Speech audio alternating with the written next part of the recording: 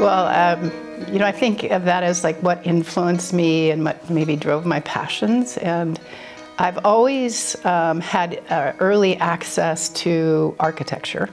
I had a great aunt that would take us to see architecture all the time, and sometimes homes, sometimes uninvited. She'd just drive down the driveway and ask if we could visit.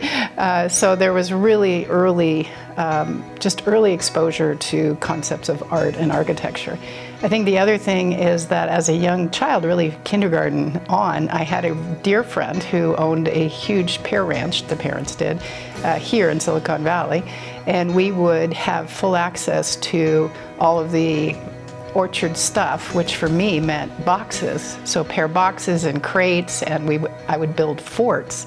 That by the time, I do this over the years, but eventually I was building 2-story structures and we'd sleep overnight. And I think the idea of that was just always in me to build things. And my dad and the designer, he wasn't actually an architect, were looking at blueprints. And I stuck my little head between them at age 8, and I went, oh my gosh, this guy thought of this, drew it, and then built it. And from that point on, I was never going to be anything else but an architect. So that really, the early years of architecture there was just never any question as I went through school. I think one of the things I've always thought of is how do we design experiences?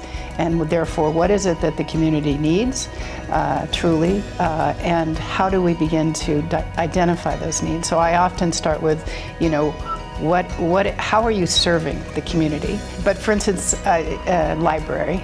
So every library is in a different community, and every community needs different things. And one of the libraries that is a really favorite of mine is El Gabalan in Salinas.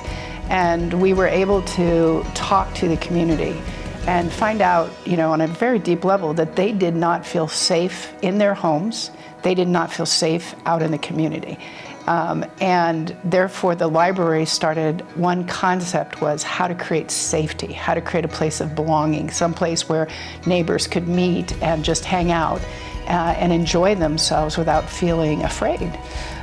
We also talked to a bunch of middle schooler girls. They were at a basketball game and we got them in between the game, and it was really right at the beginning of the whole crisis around DACA, and they were engaging. I mean, they're 7th and 8th graders, and they wanted to learn about the laws. They wanted to understand their rights. They wanted to go to the library and, be able to protect their parents or themselves. And that was so inspirational that these young women really had that in top of their mind between a basketball game.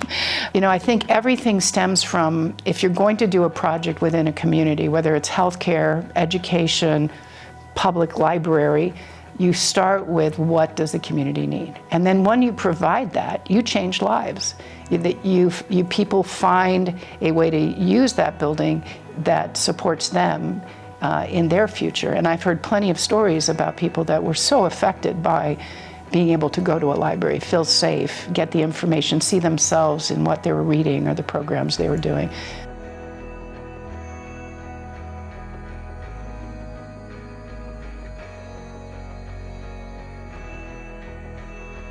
Well, I have had a lot of young people, and in particular young women, come to me, sometimes as really young and to high school and so forth. And one thing I always say is that there is so much about architecture. Architecture is it's one of the things we do, but there's so many aspects of the profession that you can find your place within it. So really, I really focus on what is it that they want? What is it that they want to learn? What is it that excites them? Are they more technical? Are they more visionary? Do they want to lead things? Are they more, want to be involved in the community process? The minute you get that match, the minute you have somebody that really feels like they are in a place they belong in, then